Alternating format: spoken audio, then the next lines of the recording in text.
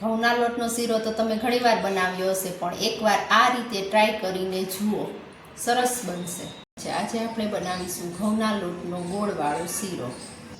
જેના માટે મેં લીધું છે ઘઉંનો કરકરો લોટ, ઘી, ગોળ, કાજુ બદામ અને પાણી.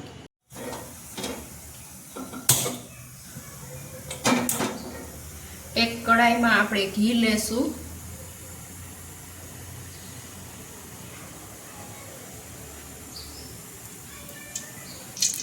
ઘી ગરમ થઈ ગયું છે. આપણે તેની અંદર કાજુ બદામ એડ કરી દઈશું.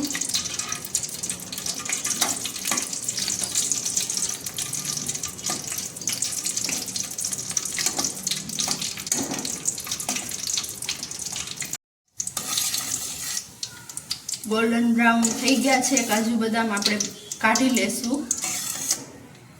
હવે ઘીની અંદર આપણે આ ઘઉંનો કરકરો લોટ લીધો છે તે 1 બાઉલ જે અંદાજે 100 ગ્રામ જેટલો છે તેને એડ કરી દેશું અને બરાબર મિક્સ કરી લેશું અને હલાવતા રહેવાનું છે.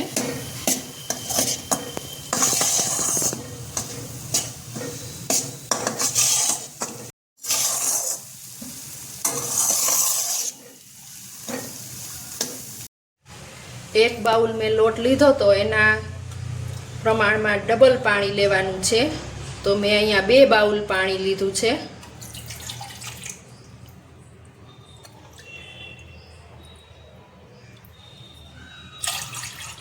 સામે આ એ જ બાઉલના માપથી ગોળ લીધેલો છે તે એમાં એડ કરી દેશું અને ગરમ મૂકી દેશું.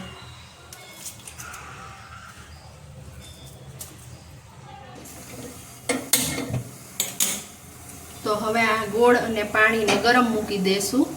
પાણી ઉકળી જાય એટલી વાર ગરમ થવા દેવાનું છે. ધીમા તાપ ઉપર જ લોટને શેકવાનો રહેશે. આ રીતે ધીમે ધીમે હલાવતા રહેવાનું રહેશે.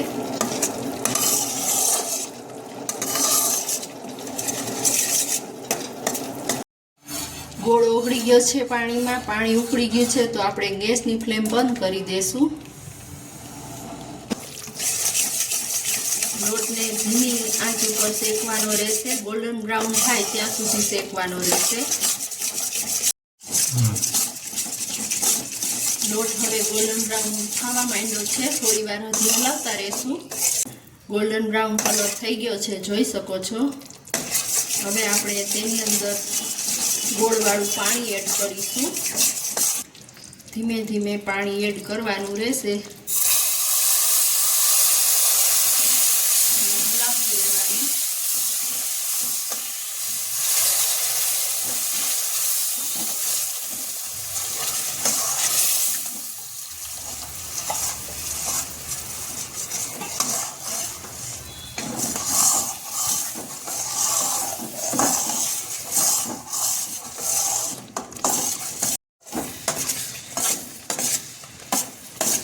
આ રીતે હલાવતું રહેવાનું છે. એકદમ ઘટ થાય ત્યાં સુધી હલાવતા રહેવાનું રહેશે.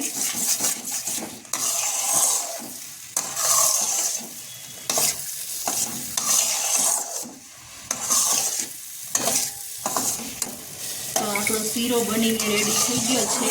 ગેસની ફ્લેમ આપણે બંધ કરી દઈશું. શીરો બનીને રેડી થઈ ગયો છે. આપણે સર્વિંગ પ્લેટમાં સર્વ કરી લેશું.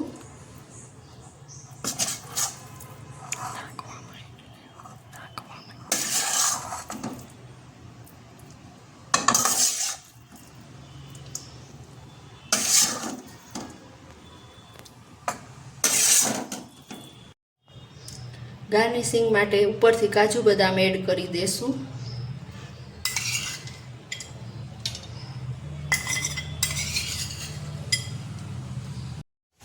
તો તૈયાર છે આપણો ગરમા ગરમ ઘઉંના લોટનો શીરો.